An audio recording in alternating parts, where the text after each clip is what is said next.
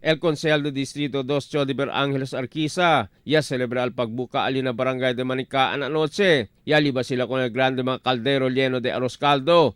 Ia distribuye con el mga pobre vivientes alina sitio PLDT na barangay de Manicaan. Así como con el Consejal Chodi.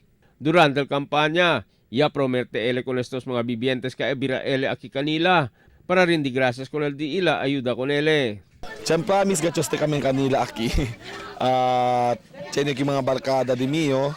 Ya promete gachos kanila aki cuando tiempo yung mga kampanya yo. So parte atamente my way of saying thank you to them kanal suporta kaya dali sila kumingo. So abda gachos kanila abla yo apenas liga el tiempo de Ramadan el bira gachos con ustedes which I did.